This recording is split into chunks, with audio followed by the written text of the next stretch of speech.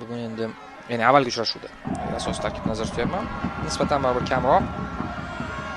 Ichkariga uzatma. Va zarba gol! Xurshid G'iyosov gol muallifi. Uzoq masofadan, qanotdan, ichkaridan to'p yetkazildi va u qadar bo'ydor bo'lmagan Xurshid G'iyosovni zarba pozitsiyasida ochiq qoldirishdi. Imkon berishdi va u jazoladi. 1-0. OKMK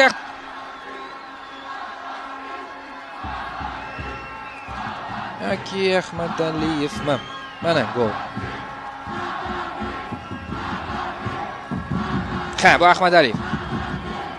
Dilshodbek Ahmadaliyevdan uzatma, Xurshid G'iyosovdan gol. Va bu juda ham qiziq.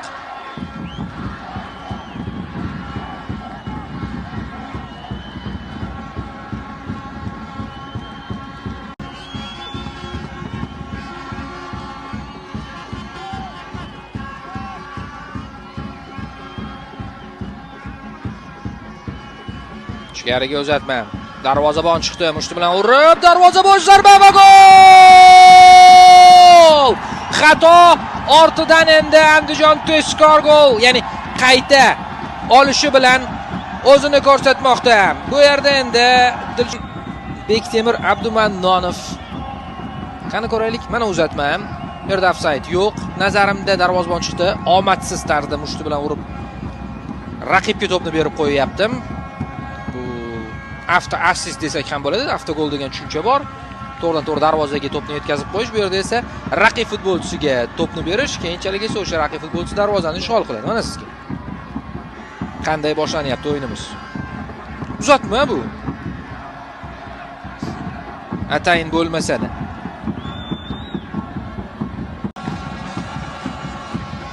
Ana uzatma, Andijonda imkon.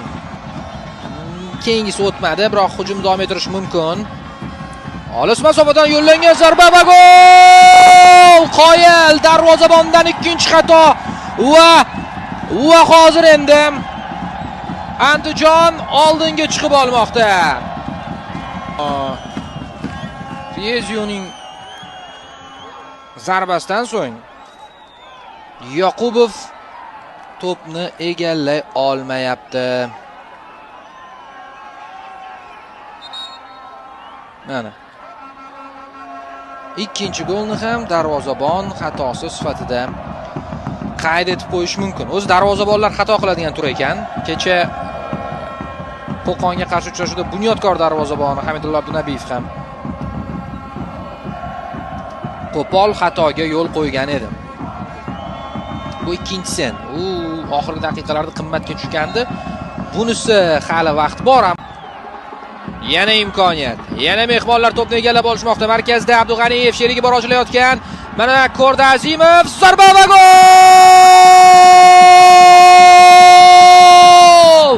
1-2. Ha, Qosimov 1-3. Aniqrog'i. Va Qosimov lekin yana bir gol yaqin burchakka. Mana o'zingiz e'tibor. Endi bunisi ko'proq himoyaga tushadigan xato. Va ko'ryapsiz 1-3. Shunda tez yuz berdiki, xato yanglishib ketish hech gap emas. Bu ham baribir darvozabonning goli.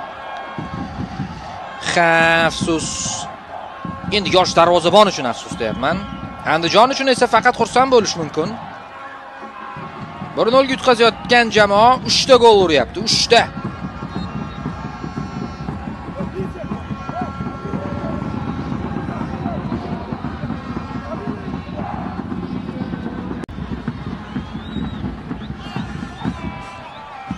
Keyin ochig'i, Kadir zarba.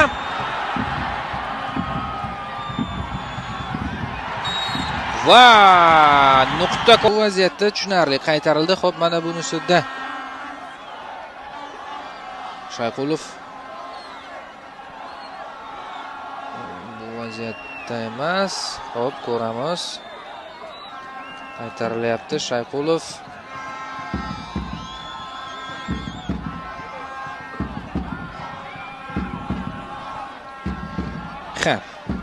Ko'rdingiz va o'z fikringiz, xulosalaringiz bo'lsa kerak.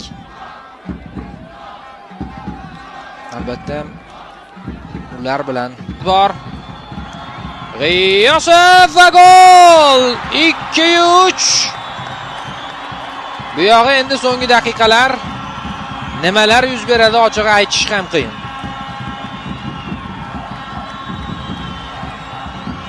Qosimov o'ynash kerak deyapti, ko'rsatyapti.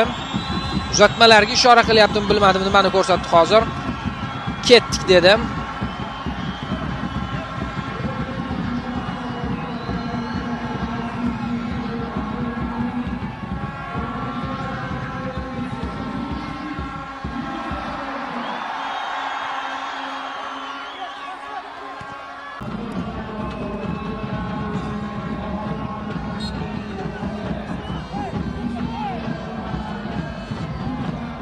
Ichkariga to'p yetkazildi. OKMKda imkoniyat.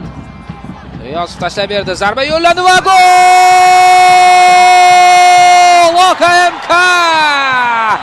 Olmaliqliklar uch qilishdi. Bir uchni uch qilishdi. O'zgartirishyapti. O'ynash kerak deyapti Qosimov. Standart ijro etilgandi. Mana o'sha uzatma. Birinchi to'pda OKMK vakili, keyinroq Xolmurodov o'ynadi 8-raqamda. Mana bu yerda qarang. Hop, tashlab bermoqda. To'xtaxo'jayev aralashdi. Keyin esa zarba